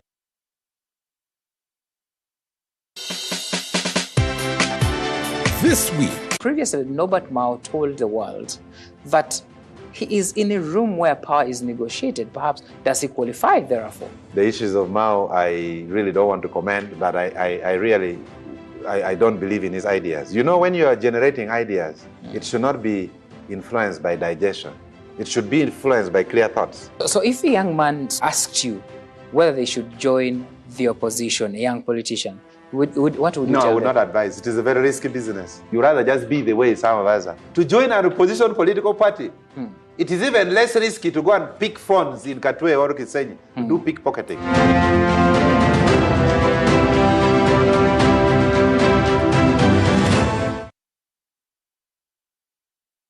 Opportunity. Every evening. NBS. Always.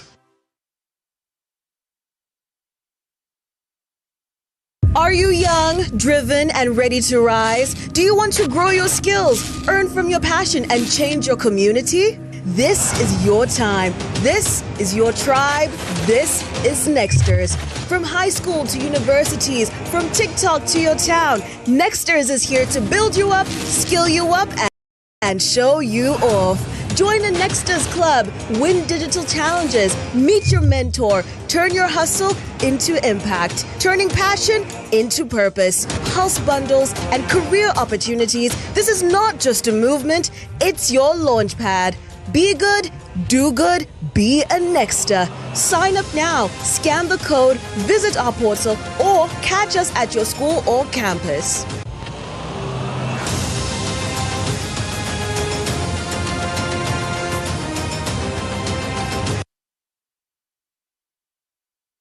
In a digital world, not everything is what it seems. False stories today spread faster than truth, leaving us all wondering what's real.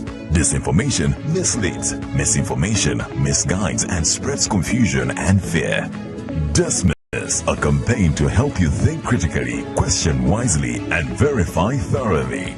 Join us. Let's build a more informed Uganda, one truth at a time. Dismiss, inquire, verify, confirm. Together, let's fight fake news.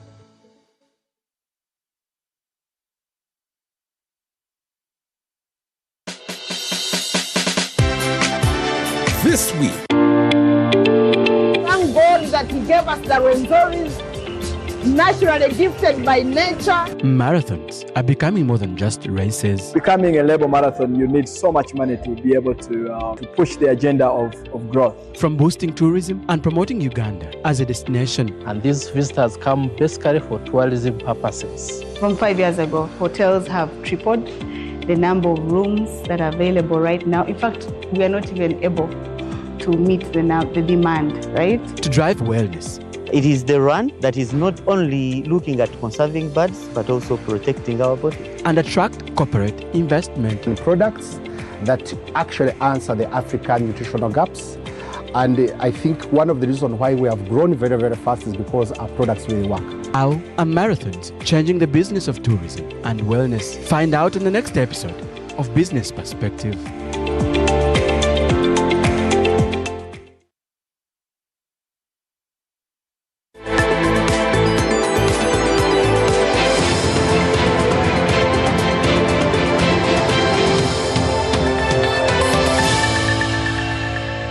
The crime report of the Uganda Police Force shows that indeed the backlog for forensic services is soaring.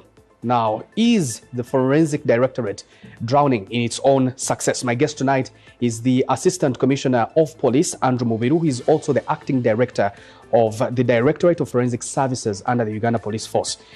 Afande, looking into requests, from when you took over, the requests have gone up to 180% since 2019, but you have a backlog of more than 6,200 cases. Are you drowning in your own success? That you have improved this directorate, at the same time, the backlog is also soaring? Yes, that is a bittersweet kind of assessment. Yes, it is true. We have increased our capacity to showcase the value of science in investigations. And that everybody does appreciate, and you can see that through the numbers.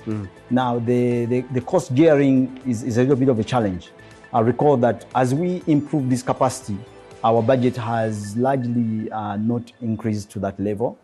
Now, the general police also is increasing in numbers. There are a lot of issues that the police is trying to sort. One, the Inspector General of Police has prioritized the issue of accommodation. I want you to recall his statements. He has focused on accommodation and also the welfare of our subordinate officers. Now, that has taken precedence. But we are not resting on that. We have also realized that if we're going to deal with crime, we need to have some level of sophistication. So the government has come to support us on the technology part. Recall the issues of the CCTV, which we are trying to make sure that they work for everybody. Now, through that technology enhancements is where now forensics has also come to light. Now, recognizing the importance of the forensics across board, it is now the next stage where we are now going back to government and saying, yes, we do need some capacity enhancements, especially in resource allocation for this particular work of science in investigations.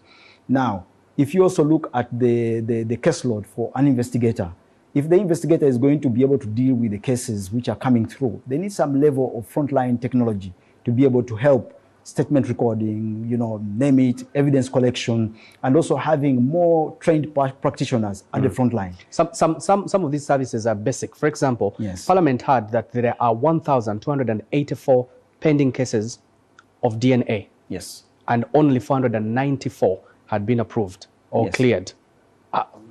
Some of these are basic. Yes. We would want to imagine. Not just basic. You have to look at the numbers. If you look at a basic case, you're looking at about 4 to anywhere, not less than 4 specimens per case. Each specimen will take you back about 400,000 Ugandan shillings. So if you're going to do any forensic case, you're looking at not less than 4 million just to process one simple case. The other day we had a case of the other gentleman, Okello, in what happened in Gaba area. Yes, everybody saw what happened, but once the person took the stand, he said, I'm not guilty.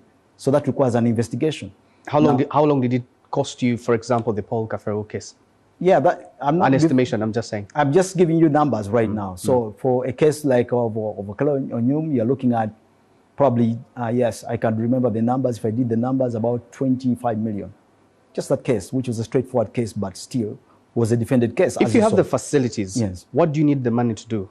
It's buying the consumables. These consumables, you don't manufacture them in your backyard. They are supposed to be manufactured according to the international standards. Now recall that when we do this work, we also are required to meet an international remit because our courts of law also look at that standard and they are able to benchmark. So if you are going to meet the international standards, but also be able to offer the services at that standard, the standard of proof is very high. In any court in Uganda, the standard of proof is very high, especially for the state. So as the DPP is taking matters to court, he needs to assess all these matters and make sure that the science has met the standard. The evidence has to meet the standard. Do your seniors understand this? Yes, they do appreciate that. But remember, why is there a budget cut of DNA funding from 450 to 200 million? I wouldn't call it a budget cut. A wise man who is the head of state once told us that you have to cut the style of your head according to the shape of your head. You see, we have a budget of a country. The only thing that stops us in this country is that we need to improve our economy. And that's what everybody is fighting for. Have peace, improve the economy. Now, when the economy increases, it means you have more money. Now, if you have more money, it means you have more money to invest in the science and everywhere else. So what am I pointing out to is that as much as we would like to have everything in the world, we also know there are other priorities. Everybody needs roads, everybody needs a hospital. But also we recognize that once crime happens, the science must walk into the room. Now, when the science walks into the room, It's important that everybody listening to us does understand that crime happens in our communities and evidence is in those communities. What is your success rate with your DNA lab? For all the cases that we take to court, we have got a report that our conviction rate now is at about 70%, moving upwards to 80%. And this is the reason is that science, especially in sexual and gender-based violence, is the only way to go, because you only have the victim as the crime scene and also the only likely witness. For cases of murder or death, why do you have more than 1,000 unidentified bodies? If your success rate and conviction rate are going all the way yes, through 70 and 80%. Unidentified human remains do happen in our communities. But they are unprocessed. Not that they are unprocessed. It's just that if you're going to process an unidentified human remain, you must have at least some people coming to claim. Now, if you don't have claimants, it's very difficult for you to just go on a wild goose chase. So what we do is we collect the biometrics of bodies in the hospitals, but then we also have some specimen of DNA that we run as and when we get consumables. Actually, our interest is that every mortuary in the country, because the issue of unidentified human remains is a very important issue globally.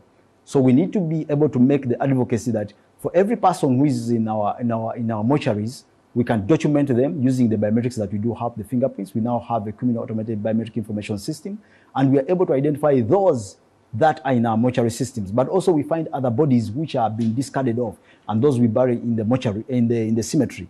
So we do take specimens of them, and we are continuously documenting them in our database for the DNA. So when people come as claimants, we are able to run them against that. Well, for SGBV cases, your turnaround time has been identified as 8 months. Yes. Where's the problem? What do you go through that you look at as a challenge that we might not understand, us on this other side? What we go through is that GBV cases are very complex. There are some times when the reporting is a little bit late. Somebody reports a matter 3-4 weeks down the lane and says, oh, by the way, this happened. So we are advocating for everybody that if you report early and in time, and we are able to get the persons of interest early in time, we are able to fast track. There are so many cases we have done in less than that time. You can ask a few people where we have been able to intervene, 4 to maybe down to 3 months, we are able to get a report, especially remembering that the custodial period is about 120 days. So our interest is to make sure that we fix everything within 120 days. But that is assuming that all the resources that you need are availed within those 120 days. So it is our interest that we meet the 120 days so that we allow the courts also to do their work within a set period of time. From when you took over in 2019, how much backlog have you cleared? How much backlog is left? And what explains backlog, persistent year in, year out? For example, questioned documents opened 1 year with 1,161 backlogged. You only closed 511. What's frozen? What's the problem here? Actually, it's very interesting. We don't have a backlog in ballistics completely. The backlog. Why? Is it because of the cases are few? Not that the cases are few. They keep on coming in, but we have a level of automation within our ballistics area. And also those matters are quickly identified because there is a quick follow-up. Now, for question documents, the reason why we do have some bit of backlog is that there are some persons who submit cases and then they withdraw their interest. For example, somebody goes to the police, reports a matter of intermeddling or something of a sort, and then all of a sudden they withdraw their interest. Now, when you withdraw your interest, they don't withdraw their exhibits. They only just withdraw their interest. So now we are now struggling to be able to clear that backlog. Now, for the issues of the DNA, the biggest challenge, as I mentioned earlier, is the consumables. These are not very cheap things. And we also have to do some cost sharing. So you look at what you're dealing with and you are able to liaise with our colleagues from the CID because they have cases that they need to move because of public interest. So we focus on those very early matters. There are consumables for testing malaria, HIV now being manufactured here in the country, even testing kits. Would you stand on your feet and advocate for production of these consumables in this country? Indeed, the president has guided that we need more manufacturing in the country. But if there is somebody listening to us who has got the capacity to set up a factory for the manufacturing of consumables, we are more than welcome as a country. Actually, the whole region, sub-Saharan region. But I can tell you that the manufacturing of these items is not anywhere in the continent of Africa. Nowhere. All right, let's take a break. We'll pick that. I think that's an opportunity that you just cited. But when we return, can science hold up on its own, When we return, we question the legal authority, but also the independence of the Directorate of Forensics of the Uganda Police.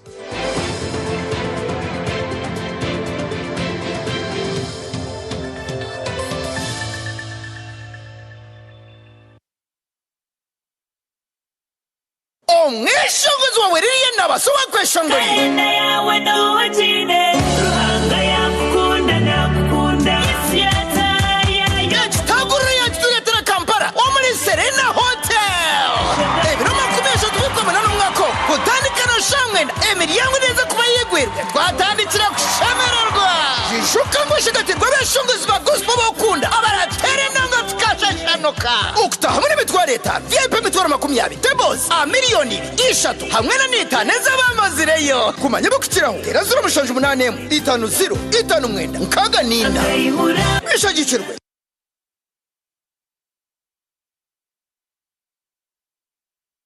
My name is Ragu David, the head teacher of the Kabela Comprehensive Secondary School. You know, with this new curriculum that they have introduced, this competency-based curriculum, it really requires computers. So we had challenges when it comes to research, because now we had no computers. Our learners could not do any research. Even the teaching, I would say, it was more of the old curriculum. We were one of the luckiest schools to benefit from this UKUSAF program. We got around 21 computers, the flat screen. They also gave us the headsets, 21. They also gave us solar, 6 panels, then also 4 big batteries to run those computers. And when they gave us these computers, it now simplified our work. Because you would give the learners activity, they go and do research. One of the recommendations I would maybe say is to add more computers, because the number of learners is actually more than the number of computers.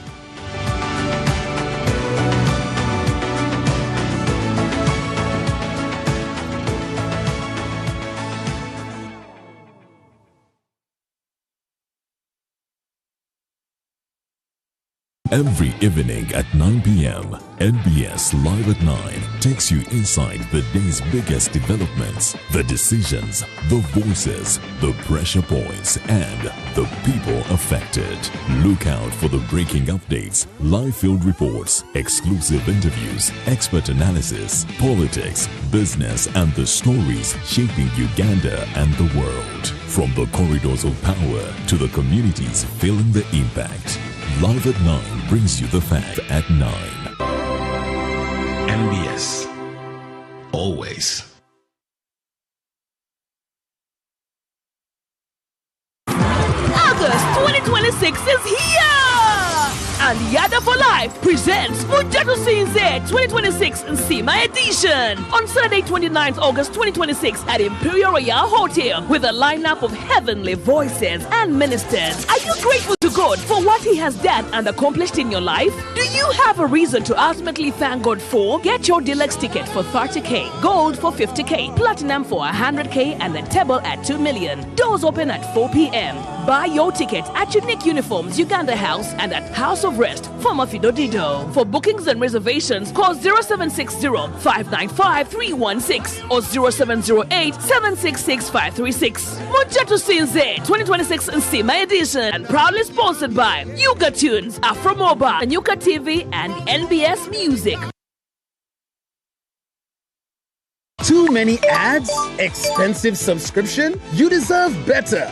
And artists, thousands of plays, but nothing to show for it. This ends now.